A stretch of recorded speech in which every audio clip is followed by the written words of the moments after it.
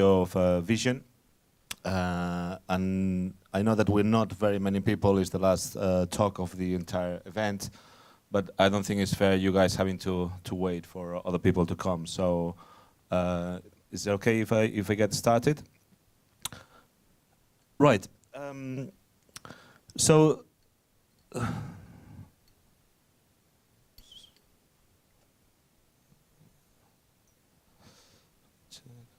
right. Okay. So at Visyon, we are an innovation services company working with emerging technologies and creating business solutions using some of the latest technologies, especially in the field of virtual reality, augmented reality, holographic installations, and so on. And we have 4 main divisions in the company. One is where creative services, where we provide the bespoke solutions for international clients in regards to content and software development for these emerging technologies. Then we have all the hardware-related content, which is the experiential solutions, which is one of the reasons why we created the platform that we will discuss in a second. Then we have the social innovation, where we invest about 20% of our resources to use emerging technologies as a way of bringing positive change to society.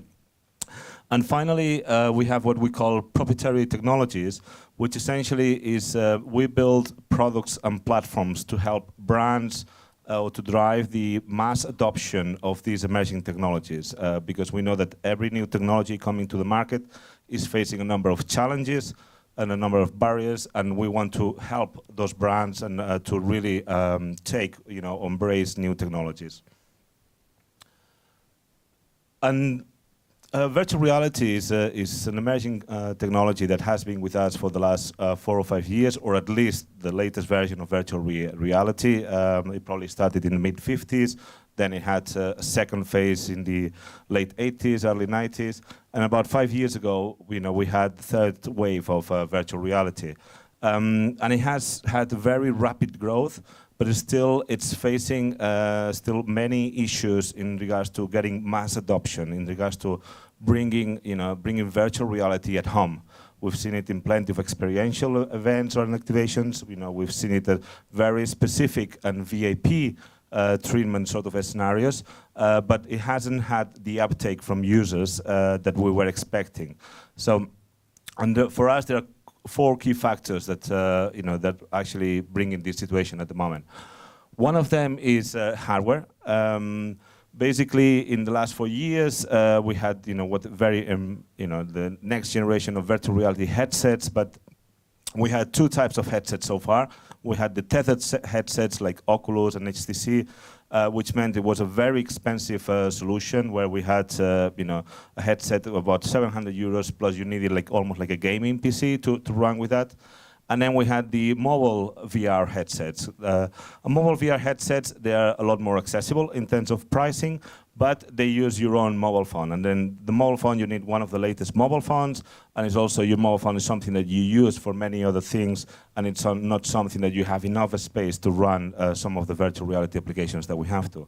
However, there is now the 3rd generation of VR headsets, which for us, they're going to be key in terms of bringing or speeding up the mass adoption of virtual reality at home. And this is what they're called standalone headsets. And this is a hybrid model between the tethered headsets and the mobile VR. So basically, it means there's no cables, and it means that they don't use your mobile phone. And all the big technology firms, they're launching their own headsets. So Oculus, they just announced that they're going to launch Oculus Go, and it's a VR headset that price tag is about $200. Then Google is launching theirs as well. Microsoft is launching theirs. So all the big players are launching this new type of VR headset, which all of a sudden, it makes it very affordable. It is not intrusive in the way that it doesn't interfere with your business mobile phone and so on, and it doesn't require a high-end PC. Then we have the audience. At the moment, we've come from having, as I mentioned before, we're having the experiential users, where brands were spending a lot of money to do experiential activation, whether it was a street marketing, whether it was at an event.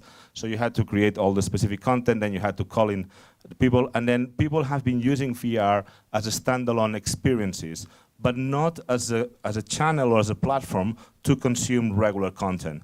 And this is one of the reasons why it makes it very difficult for users to adopt it as something that you have as an entertainment platform.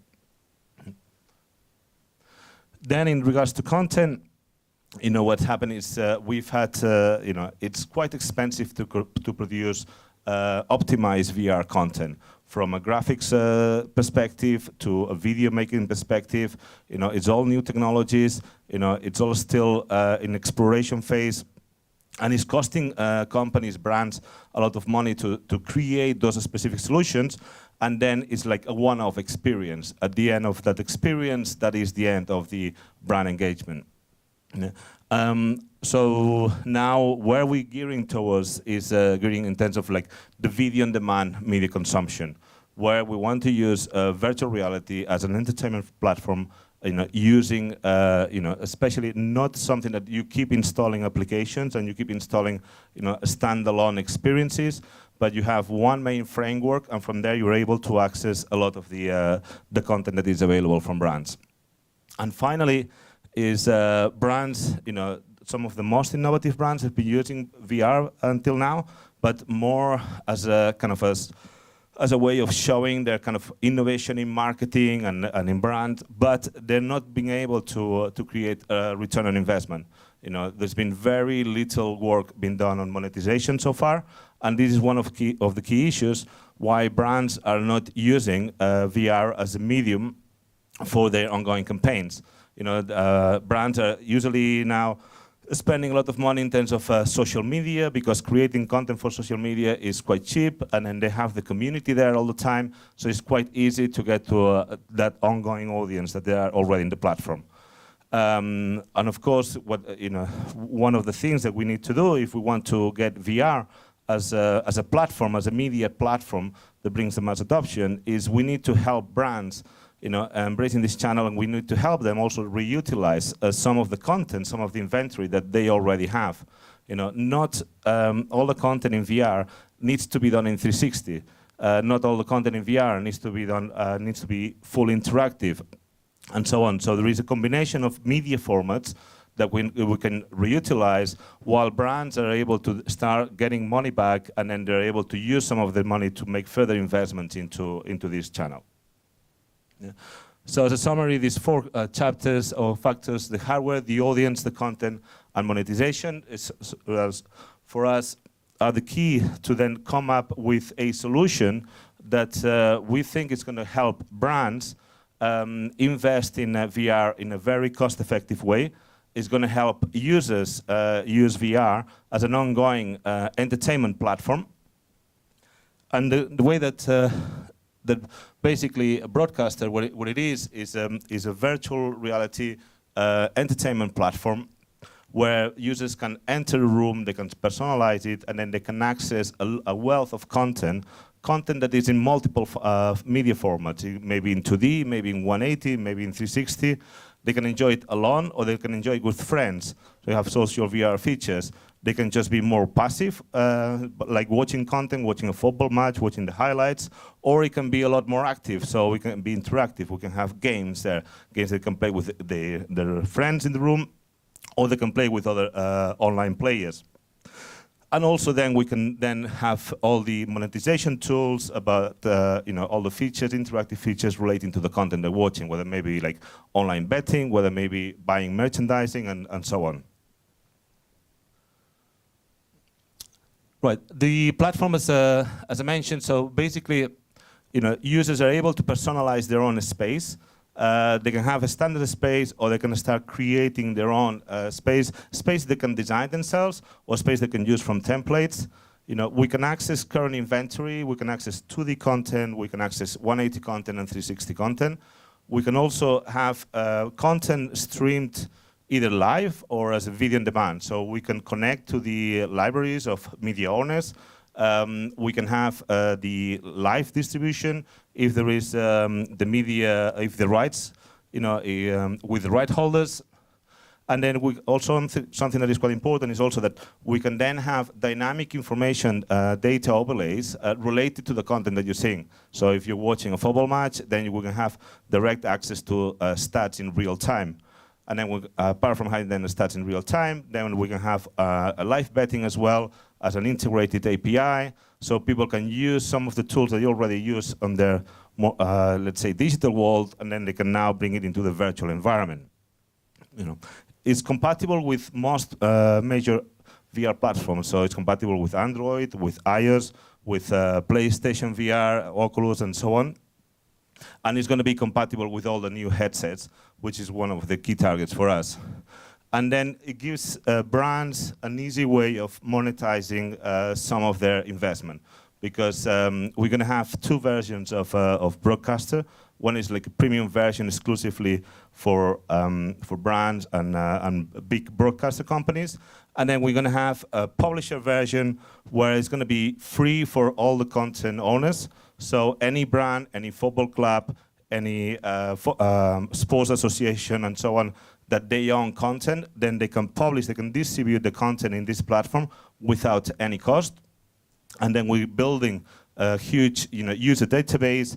And then basically we're giving the other brands the access to this major database as a way of monetizing the content through sponsorship, through branded content, through commerce capabilities as well. Then we can have what we call the single room. And basically in one environment you can access all this type of content, and then you can have all the gaming area. Or we can have multiple rooms.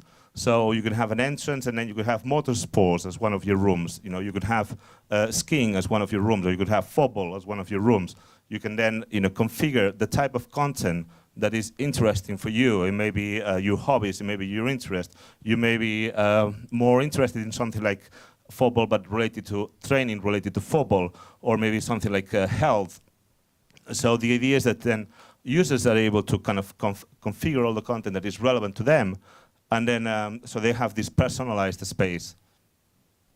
Here you have some examples of the customization. The deformation of the images is because this is like in 360. I don't know if any of you had the chance to do some of the demos that we have at the stand outside.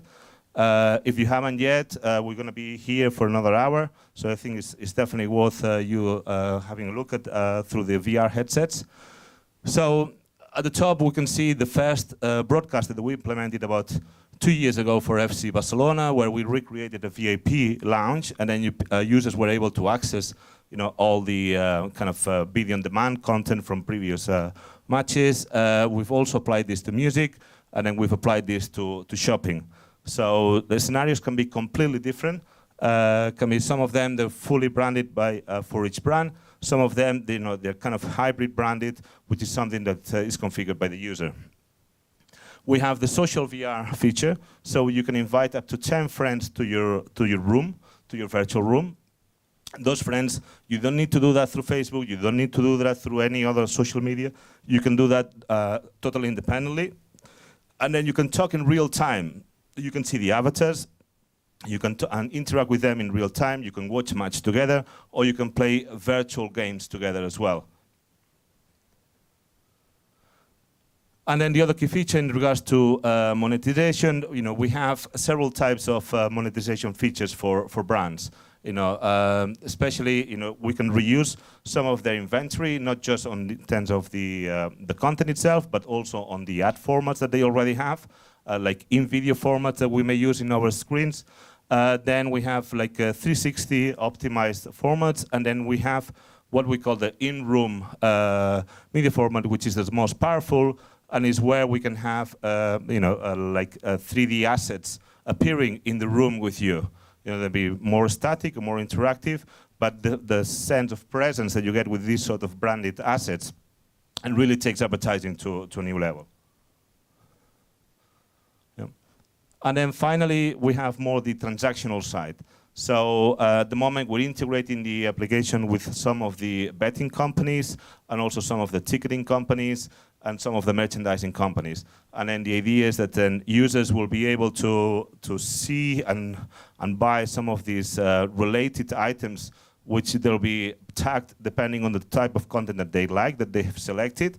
So if you're into a particular football club, then the sort of memorabilia that you'll get is going to be totally tailored for that. If you're into ski, it will be different items, and ticketing will work in the same way for music, for football matches, and so on. Yeah. So in summary, we enable brands to reuse some of the content they already have, so they can test the water in a very cost-effective way. They can start moving into VR, whether they have VR optimized content or not. We give them different levels of monetization, and we give them one of the key benefits of virtual reality is that brands can enter a very intimate space with the users, and then that can generate very powerful connections. And then hence why for us, launching this in the sports market is very important, because it's something that there is already very high level of fan engagement.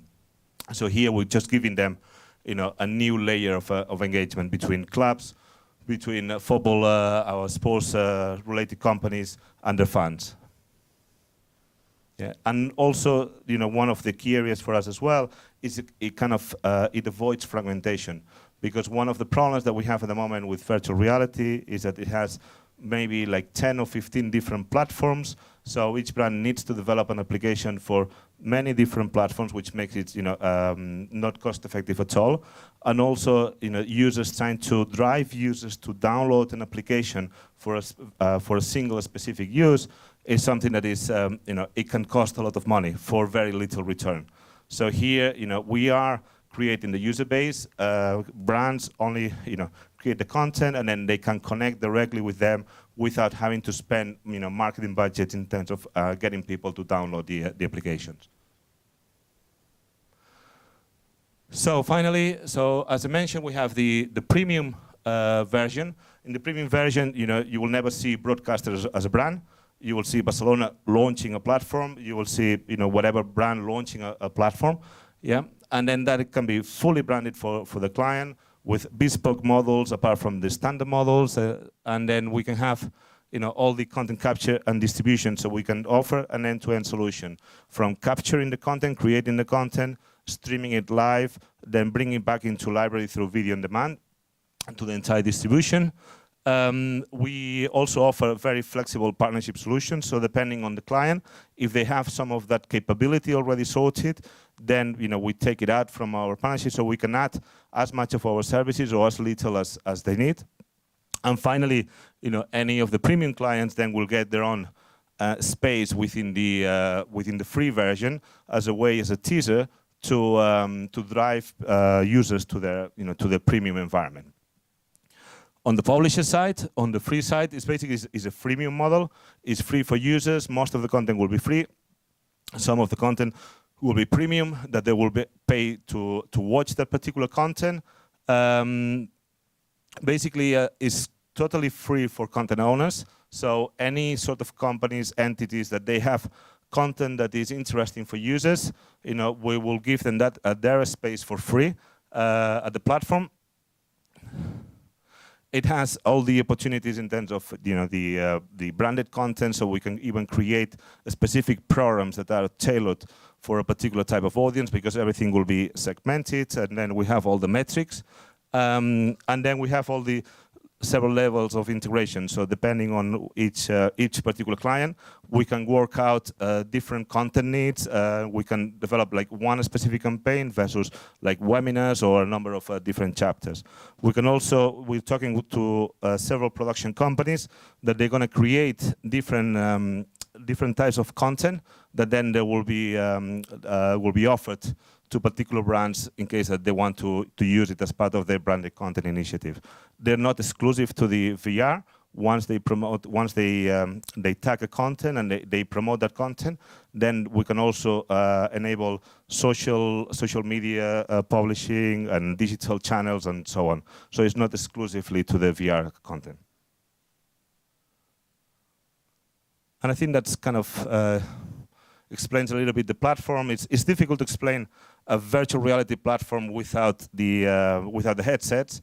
It's something that it will take you 2 minutes to really fully understand once you see the demo in our stand. And if you have any questions or